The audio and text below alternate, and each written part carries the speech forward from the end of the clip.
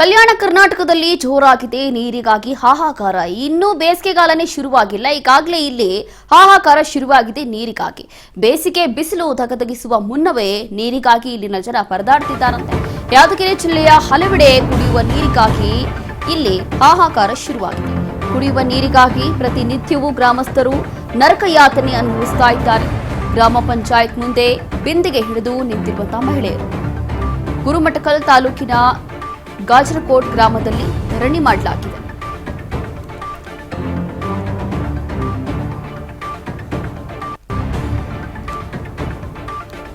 ಯಾದಗಿರಿ ಜಿಲ್ಲೆಯ ಹಲವೆಡೆ ಕುಡಿಯುವ ನೀರಿಗಾಗಿ ಈಗಾಗಲೇ ಹಾಹಾಕಾರ ಶುರುವಾಗಿದೆ. ಕುಡಿಯುವ ನೀರಿಗೋಸ್ಕರ ಇಲ್ಲಿನ ಜನ ಪರದಾಡ್ತಿದ್ದಾರೆ.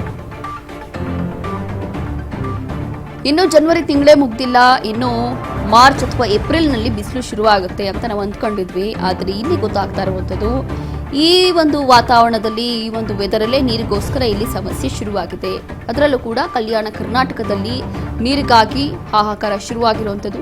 ಬೇಸಿಗೆ ಇನ್ನ ಟೈಮ್ ಇದೆ, ಅದಕ್ಕೆ ಮುನ್ನವೇ ಇಲ್ಲಿನ ಜನರಿಗೆ ಕುಡಿಯುವ ನೀರು ಸಿಗ್ತಾ ಇಲ್ಲ. ನಿತ್ಯವೂ ಕೂಡ ಇಲ್ಲಿನ ಗ್ರಾಮಸ್ಥರು ನೀರಿಗೋಸ್ಕರ ನರಕಯಾತನೆ ಅನುಭವಿಸುತ್ತಿದ್ದಾರೆ ಅಂತ ಹೇಳಿ ಗ್ರಾಮ ಪಂಚಾಯತ್ ಮುಂದೆಗಡೆ ಬಿಂದಿಗೆಗಳನ್ನು ಹಿಡಿದು ಮಹಿಳೆಯರು ಪ್ರತಿಭಟನೆ ಮಾಡಿದ್ದಾರೆ. ಈ ಒಂದು ದೃಶ್ಯಗಳಲ್ಲಿ ನೋಡ್ತಾ ಇದ್ದೀವಿ. ಗುರುಮಠಕಲ್ ತಾಲೂಕಿನ ಗಾಜರಕೋಟ್ ಗ್ರಾಮದಲ್ಲಿ ಧರಣಿ ಮಾಡಲಾಗಿದೆ.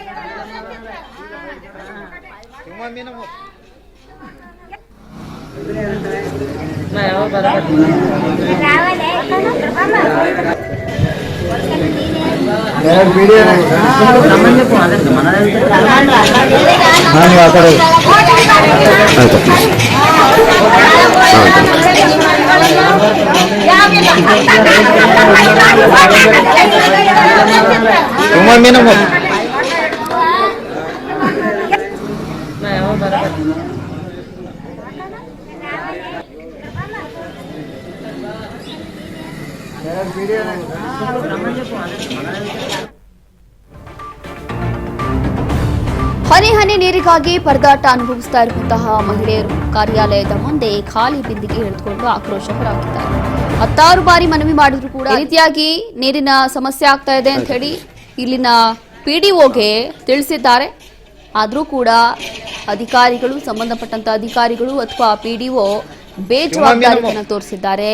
ಯಾವುದಕ್ಕೂ ತಲೆ ಕೆಡಿಸ್ಕೊಂಡಿಲ್ಲ. ಹಾಗಾಗಿ ಅವರನ್ನ ಕೂಡಲೇ ಅಮಾನತು ಮಾಡಿ ಅಂತ ಹೇಳಿ ಈ ಅಧಿಕಾರಿಯ ದರ್ಪಕ್ಕೆ ಪ್ರತಿಭಟನೆಗೆ ಇಳಿದಿರುವಂತಹ ಮಹಿಳೆಯರು ಈ ದೃಶ್ಯಗಳಲ್ಲಿ ನೋಡ್ತಾ ಇದ್ವಿ. ಈಗಾಗಲೇ ಬಿಂದಿಗೆಗಳನ್ನು ಹಿಡಿದು ಗ್ರಾಮ ಪಂಚಾಯತ್ ಕಾರ್ಯಾಲಯ ಮುಂಭಾಗದಲ್ಲಿ ನಿಂತು ಮಹಿಳೆಯರು ಆಕ್ರೋಶವನ್ನು ಹೊರಹಾಕಿದ್ದಾರೆ.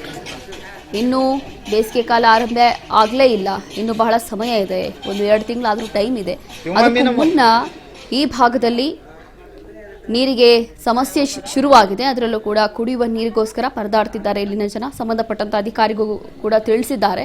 ಅದರಲ್ಲೂ ಕೂಡ ಪಿಡಿಒ ಅಂತ ಏನಿರ್ತಾರೆ, ಆ ಪಿಡಿಒಗೆ ತಿಳಿಸಿದ್ರೆ ಇನ್ನೇ ಒಂದು ಸಭೆಗಳನ್ನ ಮಾಡ್ತಾರೆ. ಕೆಲವೊಂದು ಸರಿ ಸಭೆಗಳನ್ನ ಮಾಡಿ ಗ್ರಾಮಸ್ಥರ ಹತ್ರ ವಿಚಾರಿಸ್ತಾರೆ, ಏನೆಲ್ಲ ಸಮಸ್ಯೆ ಆಗ್ತಾ ಇದೆ ಗ್ರಾಮದಲ್ಲಿ, ಏನಾದ್ರೂ ಸಮಸ್ಯೆ ಇದ್ರೆ ತಿಳಿಸಿ ಅಂತ ಹೇಳಿ ಅದನ್ನ ಪಟ್ಟಿ ಮಾಡ್ಕೋತಾರೆ. ಪಿಡಿಒ ಆಗಿದ್ದವರು ಪಟ್ಟಿ ಮಾಡಿಕೊಂಡು ಅದರಲ್ಲಿ ಗ್ರಾಮ ಪಂಚಾಯತಿ ಸದಸ್ಯರಿಗೆ ತಿಳಿಸುತ್ತಾರೆ ಅಥವಾ ಸಂಬಂಧಪಟ್ಟಂತ ಅಧಿಕಾರಿಗಳಿಗೆ ಅದನ್ನ ತಿಳಿಸ್ತಾರೆ. ಅದಾದ ನಂತರ ಅಲ್ಲಿರುವಂತಹ ಸಮಸ್ಯೆ ನಿವಾರಣೆ ಆಗತ್ತೆ. ಆದ್ರೆ ಪಾಪ ಇಲ್ಲಿನ ಮಹಿಳೆಯರು ಹಲವು ಬಾರಿ ಈ ಕುರಿತು ಮನವಿ ಮಾಡಿದ್ರು ಕೂಡ ಯಾರು ತಲೆ ಕೆಡಿಸ್ಕೊಂಡಿಲ್ಲ, ಯಾವುದೇ ಕ್ರಮ ಆಗಿಲ್ಲ. ಹಾಗಾಗಿ ಪಿಡಿಒಗೆ ಅಮಾನತು ಮಾಡಿ ಅಂತ ಹೇಳಿ ಇಲ್ಲಿನ ಮಹಿಳೆಯರು ಆಕ್ರೋಶ ಹೊರಹಾಕಿದ್ದಾರೆ.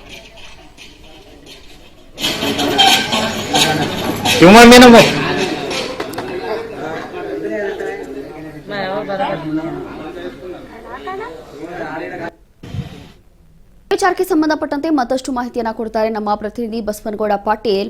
ನೋಡ್ತಾ ಇದ್ವಿ, ಇಲ್ಲಿ ಸಂಬಂಧಪಟ್ಟಂತ ಅಧಿಕಾರಿಗಳು ಅಥವಾ ಪಿಡಿಒಗೆ ಎಲ್ಲಾ ಸಮಸ್ಯೆಗಳು ಗ್ರಾಮಸ್ಥರು ತಿಳಿಸಬೇಕಾಗುತ್ತೆ. ಆ ಪಟ್ಟಿಯನ್ನ ಮಾಡ್ಕೊಂಡು ಅವರು ಸಂಬಂಧಪಟ್ಟಂತ ಅಧಿಕಾರಿಗಳ ಹತ್ರ ತಿಳಿಸ್ತಾರೆ. ಅದಾದ್ಮೇಲೆ ಆ ಸಮಸ್ಯೆ ನಿವಾರಣೆ ಆಗುತ್ತೆ ಗ್ರಾಮದ ರೂಲ್ಸ್ ಪ್ರಕಾರ. ಆದ್ರೆ ಇಲ್ಲಿರುವಂತಹ ಮಹಿಳೆಯರು ಪಾಪ ಹಲವು ಬಾರಿ ಮನವಿ ಮಾಡ್ಕೊಂಡ್ರು ಕೂಡ ಯಾರು ಏನು ಕ್ರಮ ತಗೊಂಡಿಲ್ಲ, ಏನು ತಲೆ ಕೆಡಿಸ್ಕೊಂಡಿಲ್ಲ. ಏನಕ್ಕೆ ಈ ರೀತಿಯಾದಂತಹ ನಿರ್ಲಕ್ಷ್ಯ ಯಾಕೆ ಅಂತ? ರೋಶಿನಿ, ಏನು ಕುಡಿಯ ನೀರಿಗಾಗಿ ಹಾಹಾಕಾರ ಕೂಡ ಯಾದಗಿರಿಯಲ್ಲಿ ಎದುರಾಗಿದ್ದು. ಅಂದ್ರೆ ನೀರಿಗಾಗಿ ಗ್ರಾಮ ಪಂಚಾಯತಿ ಮುಂದೆ ಮಹಿಳೆಯರು ಕೂಡ ಪ್ರತಿಭಟನೆ ಮುಂದುವರಿಸಿದ್ದಾರೆ. ಅಂದ್ರೆ ಯಾದಗಿರಿ ಜಿಲ್ಲೆಯ ಗುರುಮಠಕಲ್ ಕ್ಷೇತ್ರದ ಗಾಜಿನೂರು ಗ್ರಾಮ ಪಂಚಾಯತ್ ವ್ಯಾಪ್ತಿಗೆ ಬರುವಂತದ್ದು ಈ ಊರಾಗಿದೆ. ಹಾಗಾಗಿ ಕುಡಿಯ ನೀರಿಗಾಗಿ ಗ್ರಾಮಸ್ಥರು ಕೂಡ ಬಿಗಿಪಟ್ಟು ಹಿಡಿದಿದ್ದಾರೆ. ಈ ನಿರ್ಲಕ್ಷ್ಯ ತೋರುತ್ತಿರುವಂತಹ ಪಿಡಿಒ ಅಧಿಕಾರಿಗಳ ಮೇಲೆ ಆಕ್ರೋಶ ವ್ಯಕ್ತಪಡಿಸ್ತಾ ಇದ್ದಾರೆ ರೋಶಿನಿ. ಹಾಗಾಗಿ ಕೆಕೆಡಿಬಿ ಅಂದ್ರೆ ಕಲ್ಯಾಣ ಕರ್ನಾಟಕ ಅಭಿವೃದ್ಧಿ ನಿಗಮದಿಂದ ಸಾಕಷ್ಟು ಹಣ ಇದೆ. ಹಾಗಾಗಿ ನೀರಿಗಾಗಿ ಕೂಡ ಈ ತರ ಬೇಜವಾಬ್ದಾರಿ ಮಾಡ್ತಾರೆ ಅಂದ್ರೆ ಇಂಥ ಅಧಿಕಾರಿಗಳ ವಿರುದ್ಧ ಸೂಕ್ತ ಕ್ರಮ ಕೈಗೊಳ್ಳಬೇಕು ಅನ್ನೋದು ಗ್ರಾಮಸ್ಥರ ಒತ್ತಾಯ ಆಗಿದೆ ರೋಶಿನಿ.